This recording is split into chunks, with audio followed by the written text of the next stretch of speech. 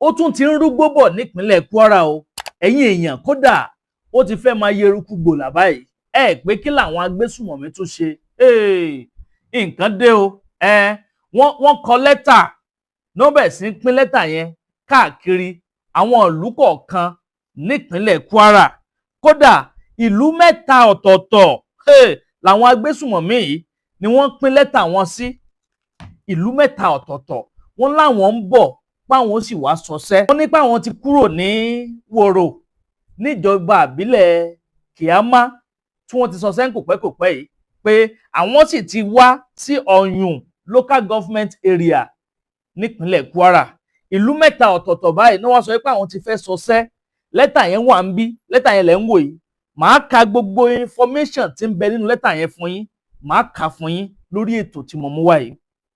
Ìkejì ẹ̀wẹ̀ àwọn agbébọn wọ́n sọsẹ́ lánàá o nílùú Ìbàdàn wọ́n jí ọmọléèwé kan ọmọ ọdún 12 wọ́n jí gbé o kódà bó ṣe fẹ́ wọnú géètì skul wọn báyìí ní wọ́n sì rọra gbá a mú ní wọ́n gbé ó di fẹ́ú títí di àkókò ọ̀wọ̀ yìí tí ròyìn ń jáde sétí ìgbọ́yín wọn ò tí ì rí ọmọ yẹn o.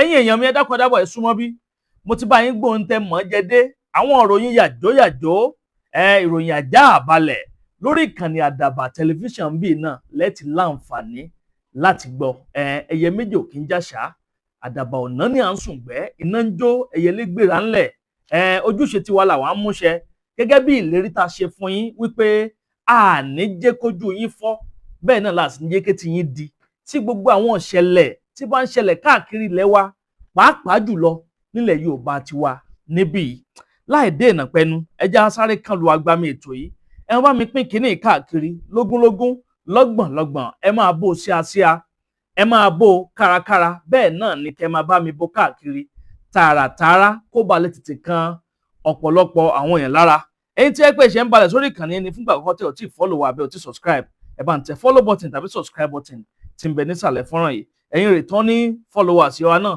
mo kí yín bó lójú ọjọ́ ṣe rí lọ́dọ̀ tí yín bẹ̀rùn ọdẹ ọdún bíi lágbára Ọlọ́run ọba Èdùmàrè ọdẹ gbogbo wa yóò máa dùn ní láì fi àkókò yín ṣòfò ẹ jẹ́ n kọ́kọ́ mú lórí ọ̀rọ̀ ìpínlẹ̀ Kwara táwọn agbésùmọ̀mí tán láwọn ti ṣe tán o àwọn fẹ́ ṣe àkọlù ẹ rí pé àyà ti wá kó àwọn agbésùmọ̀mí yìí àyà kò wọ́n débi pé tó bá fẹ́ sọ sẹ́ńbì kan wọ́n sì máa inform wọn earlier before time tó fẹ́ sọ sẹ́ ẹ rí pé wọ́n ní confidence gan ó dá wọn lójú gidi gan ni wọ́n fògùn ẹ̀gbárí pé kò sí nǹkan kan táwọn agbófinró lè fà wọ́n ṣe torí bó ṣe ń kọ́kọ́ notify wọn ṣáájú yẹn ó yẹ káwọn agbófinró wa àwọn ọmọ ológun wa ó yẹ kí wọ́n ti put a lot of things in place àkókò yẹn gangan ló yẹ kán lu gbogbo inú igbó yẹn kán lọ ṣáámí gbogbo ibi táwọn agbésùmọ̀mí yẹn tí wọ́n ti fẹ́ máa operate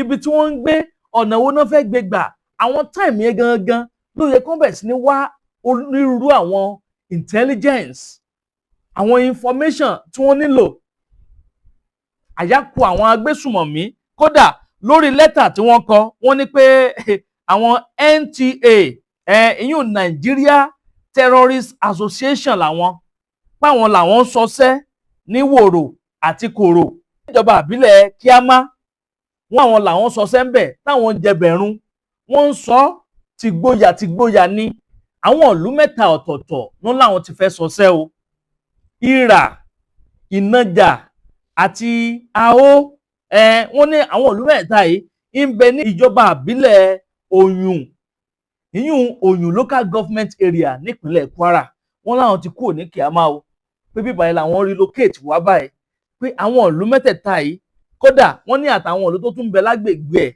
pé bẹ̀ gangan làwọn ti fẹ́ sọsẹ́ báyìí pé káwọn èèyàn kán tètè máa dóde àwọn o ẹ rí i pé ó ń bọ̀ báyìí àwọn là ń dẹ́ẹ̀dẹ́ o gbogbo àwọn tó wù tó ń fẹ́ dẹ́ẹ̀dẹ́ eléyìí tí ń bọ̀ yìí káwọn ọmọ ológun wa kí wọ́n tètè gbé àwọn ìgbésẹ̀ tó bá yẹ kí wọ́n gbé ní kíákíá láì fi àkókò ṣòfò ẹ̀yin èèyàn mẹ́dàkọ̀dábọ̀ ẹ bá mi pín fọ́nrán yìí káàkiri ṣe rí fọ́nrán yìí nǹkan tó ní láti tẹ ọ̀pọ̀lọpọ̀ àwọn èèyàn lára ni a lot of people ní láti wà well informed about this new plan àwọn agbésùmọ̀mí yìí torí kò dìgbà tó ń bá di pé wọ́n bá yí aláyé jẹ́ tí wọ́n ti waste life àwọn èèyàn tán kò yẹ kó jẹ́ gbà yẹn làwọn ọmọ ológun wa àwọn ẹ̀ṣọ́ aláàbò wa ni wọ́n á ṣẹ̀ṣẹ̀ wá máa sá gìrìgìrì káàkiri pé àwọn fẹ́ lọ mú wọn, àwọn fẹ́ lọ arrest wọn, àwọn fẹ́ lọ ṣe gbá, àwọn fẹ́ lọ ṣàwo.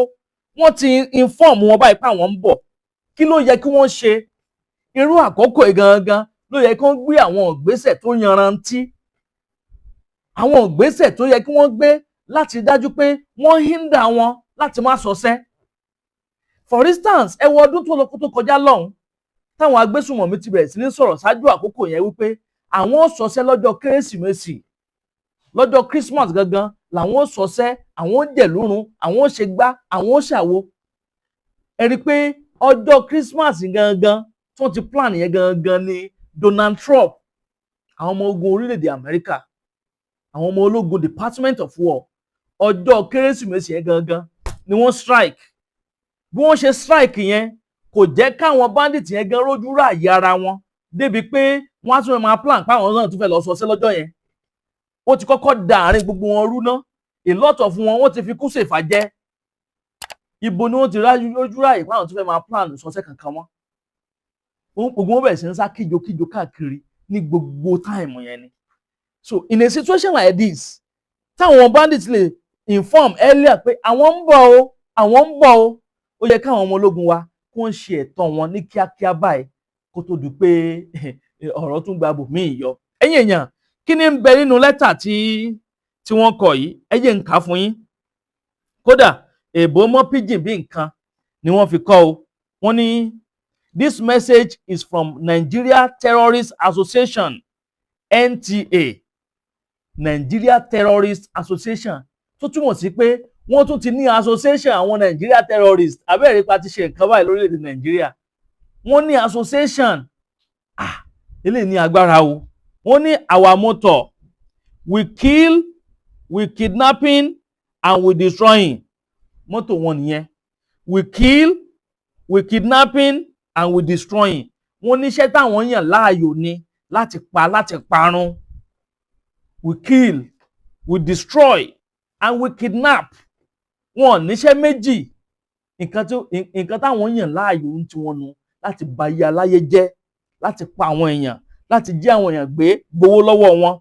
Wọ́n ní no town or place that is scared us to destroy. Ẹ gbọ́, wọ́n ní kò síbì kankan, no town or place, kò sílùú kan, kò síbì kankan tó ń já wọn láyà láti gbóríwọ̀, láti lọ ṣe àtakò sí. Tó túmọ̀ sí pé ibikíbi làwọn ti lè gbórí wọlé tí ò sì sẹ́ni kankan tó lè dí àwọn lọ́wọ́ láti ṣọṣẹ́. Wọ́n ní we search and gather information before we raid. Ṣé ń gbọ́ báyẹn? Páwọn àwọn ń ṣe ojúṣe àwọn ń sàámí dáadáa, kòkò kí ṣe pé àwọn kan ń kù gìrì tako ìlú kankan. Wọ́n á ti kọ́kọ́ gather information. Àwọn ọ̀nà wo ni wọ́n ń gbà láti gather information? Ẹ rí i pé lẹ́nu ọjọ́ mẹ́ta yìí ní ìròyìn kan tá a gbé síta ní nǹkan bí ọjọ́ bíi 2 àbí 3 sísìn, ká ti ń gbọ́ wípé àwọn agbófinró wọ́n gbá ọ̀gbẹ́ni Fúlàní kan mú tó ń ṣe bíi àtọ̀rọ̀bárà. Àwọn ọ̀nà tó ń gbà sáámí káàkiri nìyẹn o.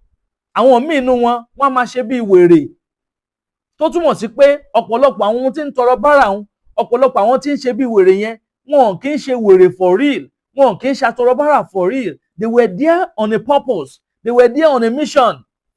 Wọ́n ń sàámí ni, wọ́n ń survey gbogbo environment yẹn láti gather àwọn information. Torí tẹ́ bá analyze gbogbo lẹ́tà táwọn bandit tí wọ́n kọ báyìí, ẹ rí, wọ́n ní we search, we gathering information before we raid. Lẹ́tà yẹn lẹ́ ń wò yẹn o. Wọ́n ní we hear about this town, Ira. Wọ́n náà ṣẹ̀ṣẹ̀ gbọ́ nípa ìlú yẹn ni.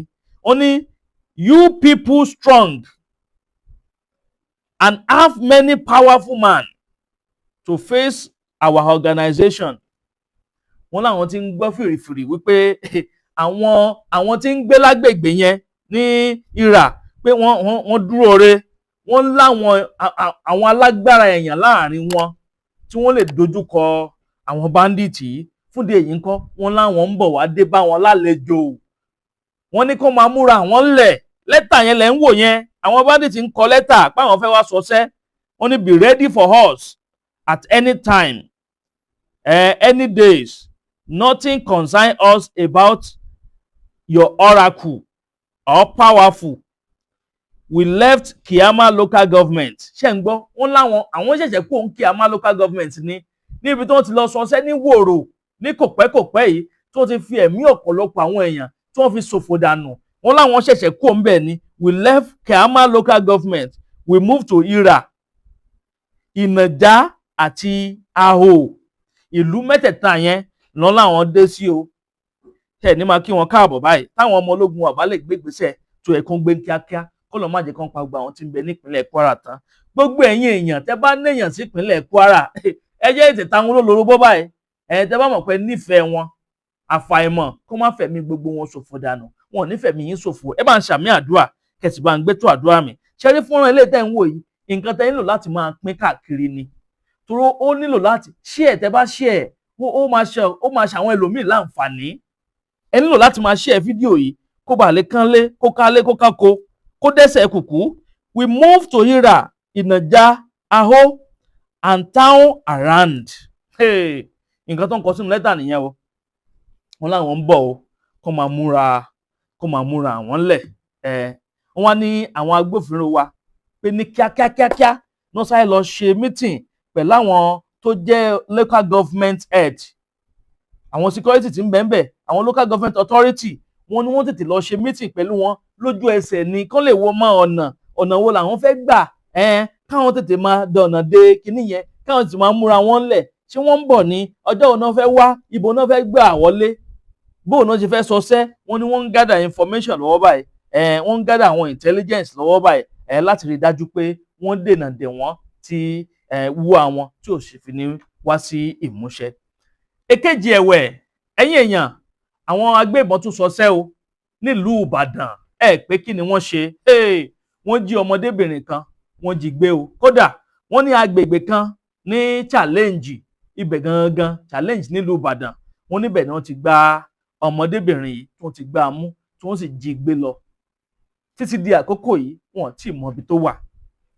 Wọ́n ní ìṣẹ̀lẹ̀ ní 7:20 a.m.